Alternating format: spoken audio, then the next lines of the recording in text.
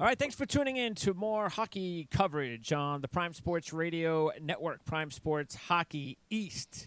That is Jan. New York Rangers meets West. That is me, Vancouver Canucks. As the Canucks' big win over Nashville to stop their 4-game slide, Jan. They're still in first place. Edmonton a game in hand. Edmonton gets a big 2 points last night without McDavid. And we're going to find out about Edmonton in the next few weeks. If they could just hang at 500, I think they'd be delighted.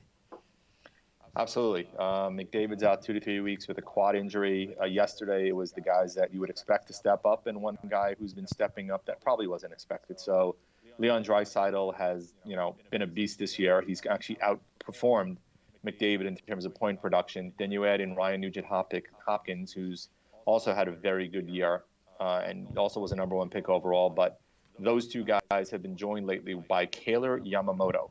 First-round pick from a couple of years ago. Question with him was his size and his ability to adapt to the NHL despite his diminutive stature. And since he's gotten called up about 3 weeks ago or so, he's been nothing short of spectacular.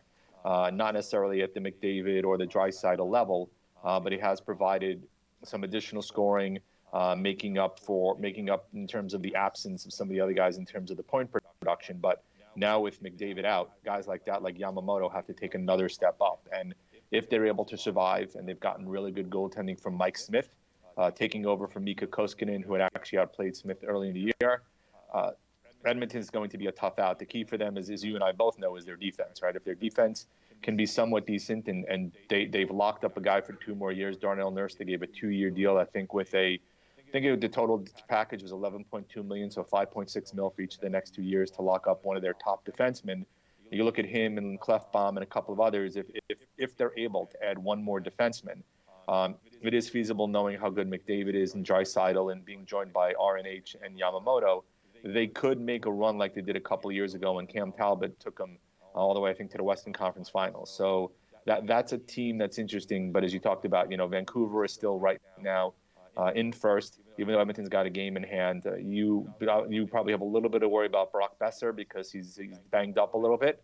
Goaltending-wise, you should be fine with Demko and especially with Markstrom.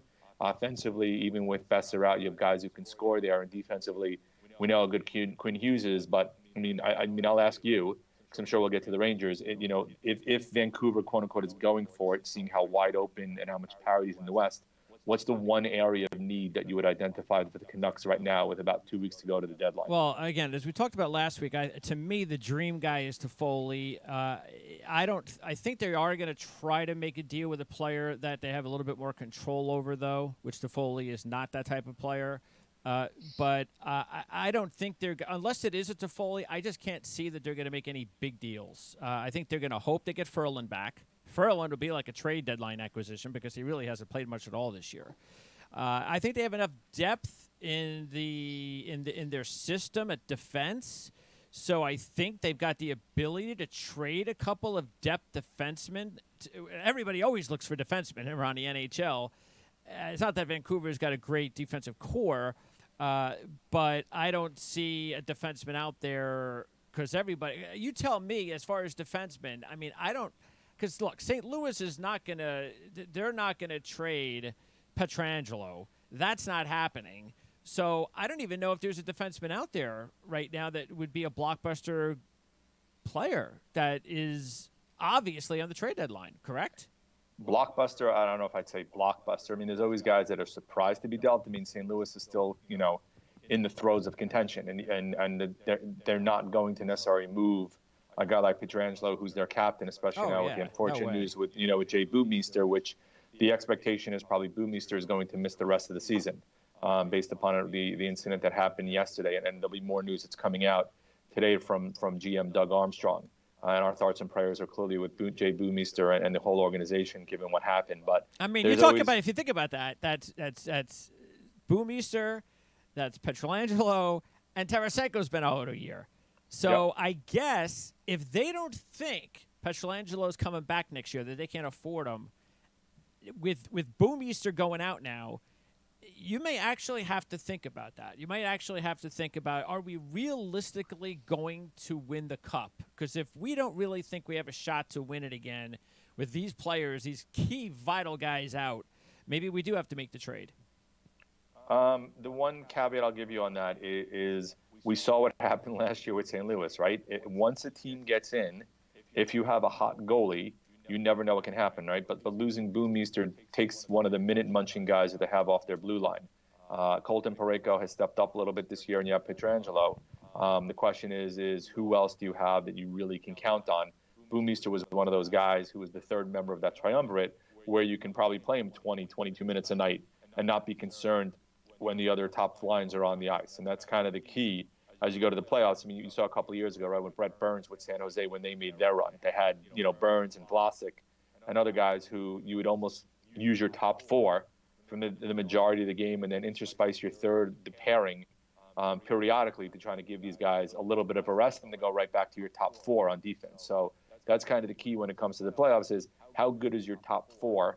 And also more just as important is how good of a job does your forwards do in terms of coming back and helping to back check to help alleviate some of the burden on the defense and your goalie? Yeah, I also think what was important for Vancouver against Nashville, which worked, stop enough of Eriksson and enough of Schaller. And we saw them implement some fresh, younger players. That was important. Bailey actually got an opportunity to play. That guy is fast on the ice, by the way. I mean, he's an NHL player. If it's not going to be Vancouver, somebody will take him. So I think it's got to be in-house for Vancouver. And like you said with Bezer, if it's a couple of weeks, it'll be okay. I think so. So I'll give you two names that I just thought of and I saw. So you tell me. You talked about Tyler Toffoli, right? Mm-hmm. And him being the main guy. I may interest you in another LA guy. This guy is named Alec Martinez, who, as a Ranger fan, killed me in 2014, scoring the game-winning goal. And he's got another year left, I believe, on his deal. Yep, Martinez. He does. There's another one, and I don't know whether or not he will be available, so the price may be a little costly, is Sammy Vatanen from New Jersey, because New Jersey is clearly going to be in a rebuild once again, even though this year they thought that with getting Hughes and Hall and the other guys they imported, Jonas Brodin is another guy who could be available. The name I've heard prominently mentioned, although I think I've heard Toronto mention associated with this player a lot, is Brendan Dillon from San Jose. So he's another one that could be available. So those are probably in terms of blue liners. Josh Manson's name has been tossed about. I would say Montreal, if the Shea Weber news that just broke where he has the foot injury and it's related a little bit to the injury that sidelined him, long-term a couple of years ago, that's one of those things that could sideline him the balance of the year. Even though Montreal has been playing better and hanging on the fringes of contention, if they slump the next week and a half and Weber's out, could you potentially try to pry a Jeff Petrie loose, who's been phenomenal, especially offensively, but is a guy you can stick in there and play tons of minutes, right? So those are some of the probably the big, more prominent name defensemen that'll be out there. If Vancouver's really serious about going for it and really think they have a realistic shot based upon how much parity there is in the West, those are the names you're going to have to look at, though each one of them is going to have a fairly hefty price tag, especially for the guys that are signed a little bit longer term beyond just this year. Their price tag, as we saw with the Jason Zucker deal, is going to be a lot more expensive than a guy who expires. Yeah, and Pittsburgh, of course, they are doing everything they can to win another cup before the Crosby-Malkin era ends. What did you think about the fairness of the deal as far as Minnesota was concerned? So for Minnesota, they're going nowhere this year, right? And Zucker was rumored to be going to Pittsburgh, I think, last year or early this year, and that deal fell apart. So they give up a guy who's probably a first or second line winger, signed to a fairly decent contract of $5.5 million a year, a guy who took a step forward and scored 30 goals, I think, 2 years ago, had a fairly decent year last year. This year was having an okay, not great year. But in Pittsburgh, you slot him on with Crosby and Malkin, and lo and behold, he probably becomes a 30-goal scorer again. In terms of the return, Alex Galchenyuk's status has dropped substantively. I mean, he was a 30-goal scorer in Montreal. Montreal moved him to Arizona for Max Domi. Then Arizona moved him to Pittsburgh in the Phil Kessel trade. He did nothing with the big boys in Pittsburgh. Now he gets traded and he's a UFA after the season, so maybe he reignites his career. But I don't think he's going to re-sign in Minnesota. So to me, that's kind of a wash. It's just a salary dump. You get the first-round pick, and Pittsburgh has basically tossed around first-round picks like dimes lately because of the last 8 drafts, including this year, presuming they don't miss the playoffs because the pick is playoff protected, they will have had a first-round pick in 2 of the past 8 years. But as you said, the goal for Pittsburgh is maximizing the prime of Malkin and Crosby so they have no issues with going for it. And then you get Caden Allison, who's a nice defenseman, probably will be a top 4. So you look at it as a first-round pick and a guy like Allison for Zucker. So for Minnesota, I thought they did okay. Probably a BB plus kind of return because you got the first rounder and a pretty nice pick. For Pittsburgh, it's probably an A minus because of the fact you've imported a guy who's signed for term, who you know you probably will have for the next 3 years, who could slot on your top 4. You don't have a first-round pick, but you're looking to maximize prime, and you gave up a decent defenseman who probably will pan out and be a top 4.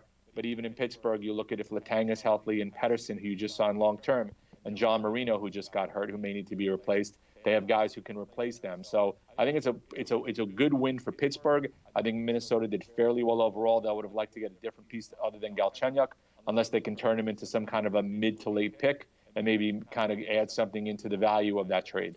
Well, if you're a Minnesota fan, aren't you a little upset because you've got 3 games in hand on Arizona, who's sitting in the second wild card spot, and you're 4 points back? So you're right there. I mean, you're only 7 points out of the number 1 spot in the entire Pacific Division. I mean, and actually, if you're comparing to Pacific, I know they're in the Central. But the point is they have a great chance to make the playoffs. They've been playing a lot better over the last several weeks.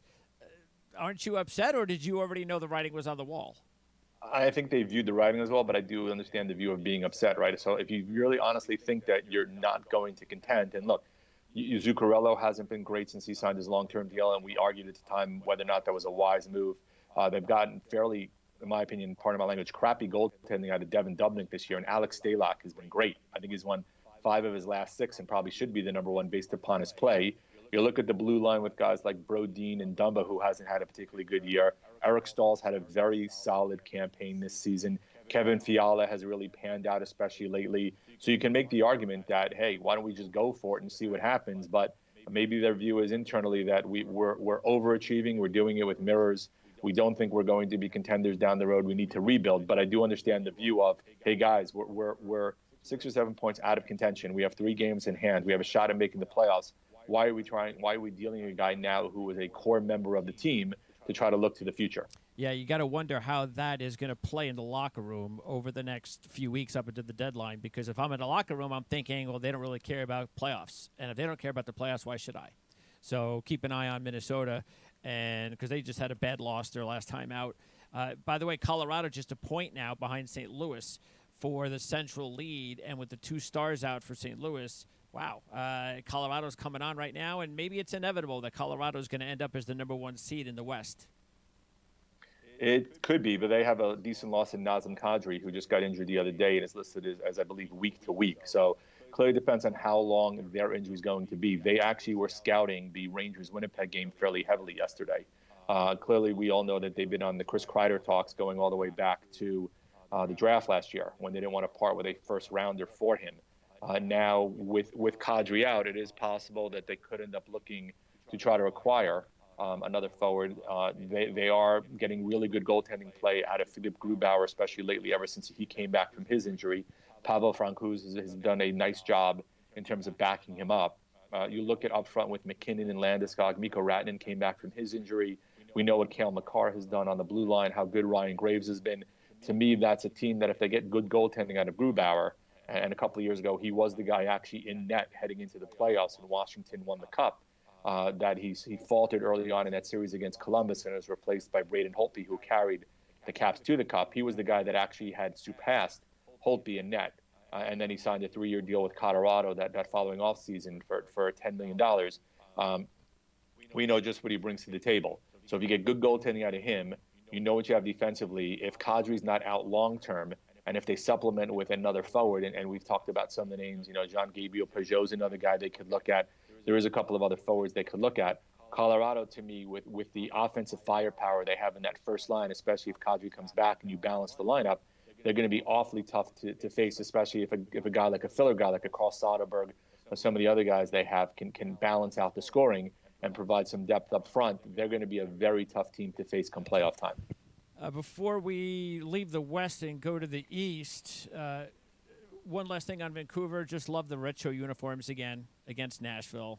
That and the guys that were doing a highlight, I think it was on the NHL Network, and they talked about how much they like the uniforms. Everybody loves the uniforms. I mean, I don't understand what the organization's thinking or not thinking.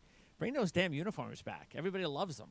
I like the uniforms they have now. I think they're fine. But the uniforms that they had in the 90s, I mean, I'm not even sure why they ever decided we needed a change. Change is only good if you need to make a change. And there are some awful uniforms, I think, out there in the NHL that I just think are foul, and they don't think they need a change. But it'll be interesting whether or not they ever decide to. Because, hey, the Jets, obviously, they went back retro, and then they decided after a while that wasn't worth it. And they made the wise move to change their uniforms to get back to the age we're in today. Sedin week, by the way, for Vancouver. So that's another thing to keep an eye on. The uniforms are going to go up into the rafters tonight. And well-deserved for both of them. And I agree with you in terms of the jerseys, but as you know, cash is king. And if you can sell other jerseys, which is why the third jerseys became popular again, that's the way that the league is going to go. But I do like the Winnipeg Heritage jerseys that they wore. I'm actually one of those. There's a big debate in terms of Rangers Twitter in terms of whether or not people like or hate the Lady Liberty jerseys. I am a big fan of the Liberty jersey. I actually have a white Gretzky Liberty jersey, which I think is an awesome look. But I'm a big fan of the blue. And one of the things they've talked about going back to a third jersey, I would love to see them go back to the Liberty jersey as a third jersey. Speaking of Winnipeg, they took on the Rangers last night, and a big win for the Rangers over Winnipeg because Winnipeg's starting to play a little bit better. And so the Rangers, a 3-1 week since our last show, beating Toronto, LA, Winnipeg, losing a disappointing one to Buffalo. But still, the Rangers, you take a look at the playoff race, the Flyers continue to play well. Carolina is a good team. Columbus is a good team. Florida had a little bit of a lull, but they get a win last time out. It's going to be – I don't really see the Rangers making a run. They're 1 point behind Montreal. But still, it's been a good week for the Rangers, and they get good goaltending as well, which is something that we'll keep an eye on for the deadline because, as we talked about a couple of weeks ago, they have a surplus there.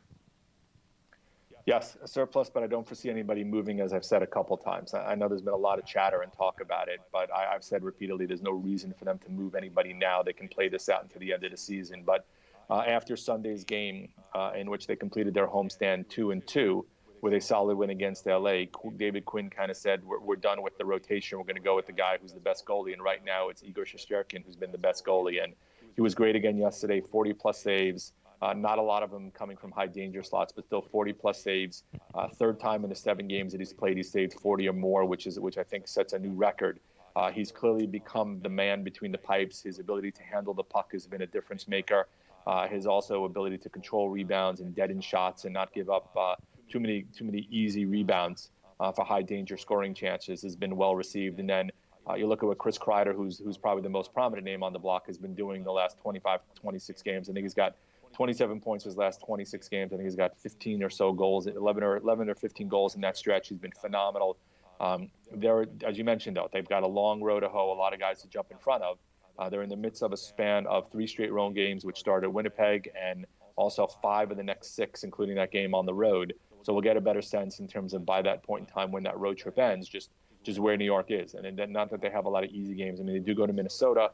I think they have Boston in that stretch as one of the home games. So they have Columbus in that stretch. So not an easy game in that stretch, as you said about Winnipeg. Connor Hellebuck, who wasn't great last night, has been carrying that team because defensively, with Dustin Byfuglien being out all year and likely not coming back at all, with some of the other guys that they've lost in terms of from their blue line, that blue line has been a tire fire at times. I mean, they called up Sami Nekku, who's been pretty good, but you're playing the guys like the Tucker Pullmans of the world. Neil Pionk has probably been better than expected, especially offensively, but their defensive system and their defensive play has been pretty rough this year, which has left Hellebuck on an island, which is why a lot of the Vezina talk has centered around Hellebuck just because of what he's doing between the pipes to keep them in games. All right, as far as Kakko, we didn't really talk much about him so far. Are you pleased with his season to date? What does he have to do to become the player that the team envisions? So I'd say if you're going to rate him, I'd say mildly disappointing. We seem to forget that these guys are 18 years old, and some of them are coming over from foreign countries in their first exposure to North America, let alone the NHL. Different ice surface, different game, different style of play. We expect everybody to come in and be a Connor McDavid or an Austin Matthews or even a Jack Eichel, who had his own struggles a little bit in Buffalo. Not everybody's at that level. So the hope, which a couple of people wrote about, is that maybe he'd be Andrei Svechnikov, who last year was okay until the break and then exploded after the break. So you've seen a lot better play out of Kakko ever since the break, since they came back to game action. My hope is that you see him build upon his play and his game to game, and you see improvements from game to game. They've had a nice duo with him and Philip Hedl, who's also been a lot better, especially lately. They've called up Phil DiGiuseppe, who's been the third guy on that line, has been decent.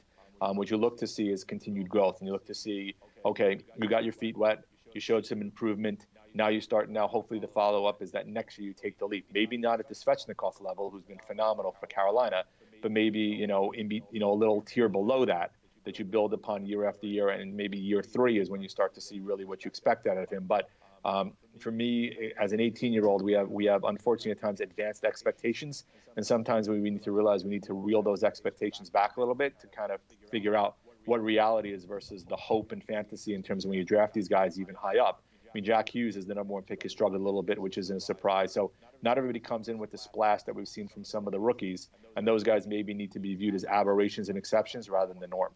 By the way, I was watching the NHL Network this week, and they had Mike Eruzione on for his book, and so they talked about having Miracle, the movie on Sunday with Al Michaels, Costas interviewing him from time to time during the movie. I did record it, and of course, since it's Sunday, I was noticing the Rangers game and the Kings. But anyway, it's nice getting another take, Al Michaels' take. It's just amazing. Of course, when you see a picture of Al Michaels back in the day, how young he was, he had that old style, fro going. He must have been in his 20s, his late 20s. He was I think it was in his early 30s. Do you remember who the play-by-play guy was? Well, it was Al Michaels, and Ken Dryden was the right, and it was right after Dryden retired because he had beaten the Rangers in the '79 Cup. Okay, so and I actually, ironically enough, and I had to interrupt, I actually just read the book. Oh. I took the book out of the library last weekend and read it. It was a pretty quick read. Kind of interesting to read some of the stuff about Eruzione. And February 22nd will be the 40th anniversary already, which is kind of crazy. The 22nd? February 22nd is the 40th anniversary of them beating the Russians. Okay, well, let's hope in the 22nd that the NHL Network puts the game on. Now, they do have it online, and that's the excuse that you get all the time. Oh, but you can just go online. Yeah, but why do I have to go online? You got 500 repeated shows all the time on the network. You're telling me that if you don't promote that you're going to replay the Miracle on Ice game, or maybe even the Finland game for the gold like the next night, that people aren't going to watch it? I mean, I come on. Absolutely would watch yes. it. If you want to take out a really good book on the U.S. Olympic hockey team, take out the book Boys of Winter, written by Wayne Coffey. Okay. He basically goes through, in essence, kind of play-by-play from that game. But what he does is he actually has profiles on the U.S. players taken from the play-by-play of the game. Awesome. Really an excellent book to read. A phenomenal book. All right. I'll definitely keep that in mind. That's a good one. And then Monday night had the Bean Pot. Did you see how that ended? Saw bits and pieces. I know Trevor Zegras had another big game. And he scored the goal with 1 second to go to tie the game and to send it into overtime. And then Northeastern with two of my players, Vancouver, McDonough and Tyler Madden on Northeastern, they get the win in double overtime over BU. So that was crazy. The last minute and how they scored with 1 second to go to send it into, and it's just a little tournament during the season. You would think it's the Final Four. That's how crazy they go for it. Bean Pot is never just a little tournament. I know. That's what's so cool about hockey. There's not. What is usually 30 games a year? You mean college? Yeah, regular season, sort of like college basketball almost, right? Yep. So the Final Four, the Frozen Four, comes up, in about a month, 6 weeks? About a month, yep. It's like usually the week after the Final Four in college basketball, isn't it? Something like that? Around that range, yes. Okay. And do you know where it is this year? That I don't know. All right. But I know ESPN and ESPN2. I know Butchie Grass is usually on it, who's a big hockey guy, obviously, and they do a decent job of covering it from ESPN. Yeah. It's funny. Of course, they had the Nesson guys on for the Bean Pot. You realize the difference. People don't understand, because I did hockey play-by-play years ago, and people do not get how hard play-by-play hockey is. So when you get to even Nesson, you would think with the amount of broadcasters that are out there that they would be better. What you need to do, the most important thing in hockey play-by-play is you got to know the names, man. You have to be able to say the names as quick as they go from pass to pass. And even these guys on Nesson, they don't do it fast enough. I don't know who these guys are. So you're relying on a play-by-play guy to tell you who's got the puck. And, it's like every third or fourth pass, the play-by-play guy will mention who has the puck in the name. But that's why you have to appreciate how good someone is, like Mike Emmerich, to call a game. He's like one of the best play-by-play guys out there for that reason. I love Emmerich. I mean, I know he gets on some people's nerves, but I love he's like Emmerich. He's too over the top sometimes. Yep. I love Emmerich. Yeah. You watch a game, you listen to a game with Emmerich, and when it's a big game, nobody's better than him in terms of calling a big game. A couple of quick things. Tampa Bay, they look like they might be passing Boston soon, possibly. Two straight. A lot of injuries, though. A lot of injuries. They have. Steven Stamkos missed the game the other night. Cirelli and Anthony Cirelli and Nikita Kucherov were both injured last night. No updates yet in terms of the status of those guys, but those are three clearly, obviously, big guys. And Kucherov, after a slow start, has been absolutely on fire. So any kind of absence from him is huge from that team, and especially when you add in if Cirelli misses some time and/or Stamkos, while they have depth. Three guys like that to go out is a pretty big haul to overcome. Who do you like in that wild card race in the East between those four teams? Because you would think Toronto and the Islanders probably will end up getting in.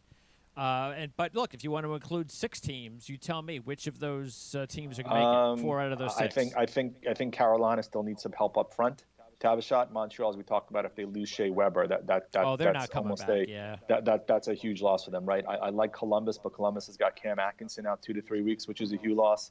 I mean, granted, look, Columbus's rise has come because Elvis Merzlikins is playing out of his mind right now, replacing Joonas Korpisalo. I mean, they've dealt with a ton of injuries this year, and they've overcome, which is why, in my opinion, John Tortorella's got to get major consideration for the Adams Award this year. So I happen to like Columbus, but I think if one more big injury, that's going to be hard to overcome. I think Pittsburgh, obviously, getting Zucker helps them up front. They've gotten a great play out of Tristan Jarry this year. The Islanders losing Casey Cizikas. I mean, it may not be a huge move, but he's a penalty killer. He's a guy who's a third, fourth line guy, an energy guy. So they're going to need to go about replacing them. So I think Florida has got a shot to step up. I don't think Philly's play is sustainable, though. If Carter Hart, who just returned, can play like he did just before he went out, they're going to be awfully tough to beat. Even though defensively, in my opinion, Shane Gostisbehere is one of those guys they've talked about dealing.